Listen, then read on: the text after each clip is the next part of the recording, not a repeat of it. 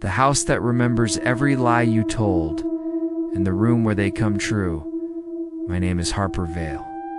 I'm 32. And I bought the house because it was cheap and quiet.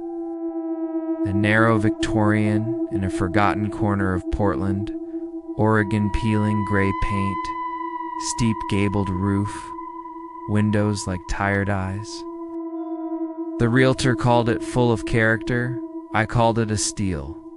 The paperwork said it had been empty for 8 years. The neighbors said longer. No one seemed to remember who lived there last. I moved in on a Thursday in October. First night I slept on an air mattress in the living room because the bedroom smelled of damp paper and old perfume around 3 a.m. I woke to the sound of footsteps overhead, slow, deliberate. Someone walking the hallway upstairs. I grabbed my phone, flashlight on, crept up the stairs. The corridor was empty. Dust lay undisturbed on the floorboards. No footprints, no sign anyone had been there. I told myself it was the house settling. Old wood creaks, pipes groan. I went back downstairs and didn't sleep again. The next night it happened again. The same time, same pace. This time, I stayed in bed and listened. The footsteps stopped outside the door of the smallest bedroom, the one I had not entered yet because the knob was stuck. I heard a soft click. The door opened inward, then closed. Gently in the morning I tried the knob. It turned easily. Inside was a child's room. Pale blue walls, a single iron bed, a shelf of dusty porcelain dolls with cracked faces. No toys, no clothes, just the bed and the dolls. One of them, a girl in a faded yellow dress, was sitting up, head tilted, staring at the doorway as if waiting for someone to come in. I closed the door, locked it from the outside with a skeleton key I found in a kitchen drawer. That night the footsteps returned. They walked the hall, paused at the locked door, then continued to the end of the corridor. I heard scratching. Fingernails on wood, slow, patient, then silence. The next morning the key was gone from the lock.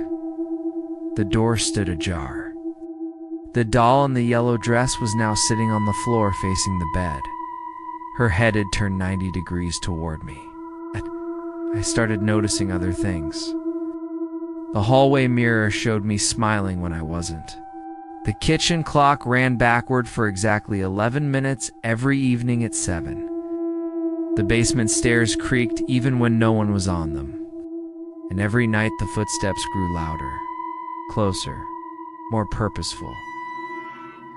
I began to understand the house wasn't haunted by someone else. It was haunted by me. Or rather, by every lie I'd ever told. The first lie appeared on the third night. I came home late from work, told my boss I had a flat tire. Truth, I stayed at a bar until closing because I didn't want to be alone in the house. When I walked in, the hallway light flickered once. Then the wallpaper peeled in a perfect rectangle the size of a photograph. Underneath was handwriting my own from years ago. I'll call you tomorrow. I'd written it on a napkin to a girl named Claire after a one-night stand. I never called. She texted once. I'd blocked her number. The wallpaper never grew back. The next lie surfaced in the living room ceiling. A water stain shaped like a speech bubble. Inside, in faded ink, I'm fine. I had said it to my mother on the phone 3 weeks before she died. I lied. I was drowning in debt and antidepressants. She died believing I was okay. The stain spread every night. More lies appeared. I love you on the bathroom mirror, written in condensation that never evaporated. I'll be there carved faintly into the banister. I didn't cheat scratched into the underside of the dining table. Each one surfaced in a different room. Each one aged the house a little more, cracks lengthened, paint flaked, floorboards warped. Then the lies started coming true. Told my coworker Jenna I'd finished the project she asked me to review. I hadn't. The next morning, my laptop was open on the kitchen table. The document was complete, perfect. My signature at the bottom. I never typed a word. I told my landlord I'd paid rent early. The check arrived in the mail the next day. My handwriting, my account number, money I didn't have. I told my sister I was coming to her wedding. I had no intention. The invitation appeared on my fridge, date circled in red. My flight confirmation tucked underneath.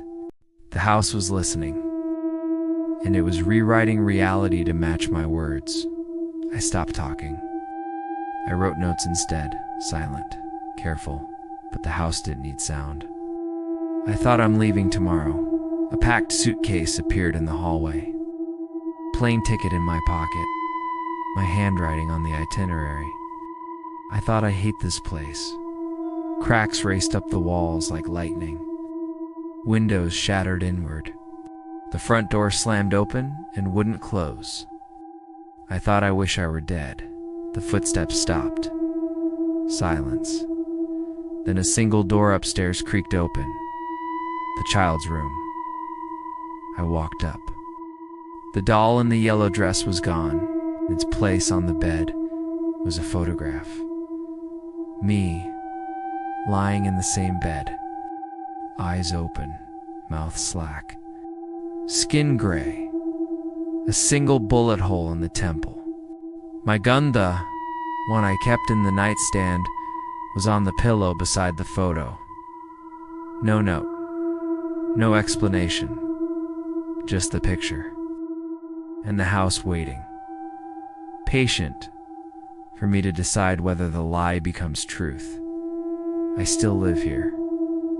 I still breathe. But I no longer speak. I no longer think too loudly, because the house is listening. And every unspoken lie is already developing in the dark room upstairs. Check your walls. Your ceilings, the backs of doors. Look for the handwriting that isn't quite yours. The promises you never kept. The words you never meant. They're there, waiting to be made real. And when the house finally finishes writing them, you won't have to say anything at all. The silence will be enough.